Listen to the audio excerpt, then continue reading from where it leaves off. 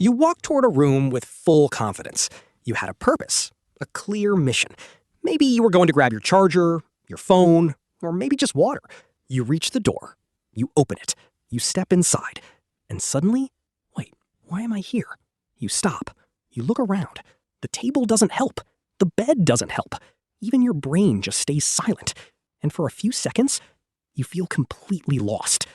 Then you give up. Walk back to the previous room, and instantly, oh, right! That's why I came here.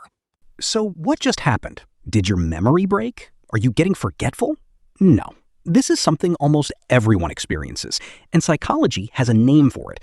It's called the doorway effect. But don't worry, it's not as scary as it sounds. It's actually your brain doing something normal, just a little too aggressively. Here's what's really going on. Your brain doesn't store thoughts like videos or files. Instead, it works more like a system of temporary tasks. So when you think, I need to get my charger, your brain creates a small active task for that thought. But then you start moving. You stand up, you walk, and you enter a new environment. Now this is where things get interesting. Your brain suddenly gets flooded with new information. New room, new lighting, new objects, new position, new sounds. And without you realizing it, your brain shifts attention to all of that. Because its main job is not just memory, it's managing your surroundings right now.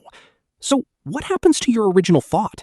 It doesn't get deleted, it just gets pushed to the background. Like switching apps on your phone and forgetting which one was open. So by the time you enter the new room, the charger mission is still there, but it's no longer in focus. Why does it happen specifically at doorways? Because your brain treats doorways like scene changes in a movie. Think about it. Kitchen is one scene. Bedroom is another scene. Living room is another scene.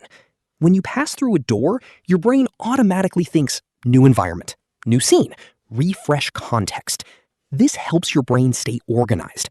It breaks your life into small chapters so it can remember things better later. Psychologists call this event segmentation.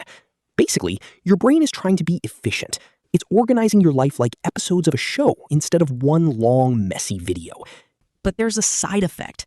Sometimes it closes the old episode a little too early, and your intention, the reason you walked in, gets lost in the transition. So it feels like your memory failed, but actually, your brain just switched focus. Now, here's the funny part. Why do you suddenly remember everything when you go back to the original room? Because memory depends heavily on context. Your brain uses environmental clues to retrieve information. So when you return to the place where you first had the thought, the same surroundings act like a trigger. And suddenly, your brain goes, oh yes, this is where I decided to get the charger.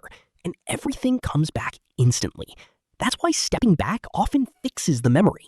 Not because you forgot, but because your brain needed the right context to reload it. Now, if you think about it, this happens in many situations. You open your phone and forget why. You walk into a shop and forget what you wanted. You open the fridge and just stare like it holds answers to life. Same system, same brain behavior, different situations. So how do you reduce it? You can't fully stop it, but you can make it less frequent. Before you leave a room, say your goal out loud, or mentally repeat it, or visualize the object clearly for a second before walking. Even a small pause helps your brain carry the task across rooms, because the issue is not memory, it's attention during transition. So the next time this happens to you, don't panic. Don't think something is wrong with your brain, because the truth is simple. Your brain didn't forget the mission. It just got distracted by a new scene. And sometimes, even the most powerful system in the world lags for a second. Thank you for watching. If you enjoyed this video, consider liking and subscribing for more simple psychology explanations like this. See you in the next one.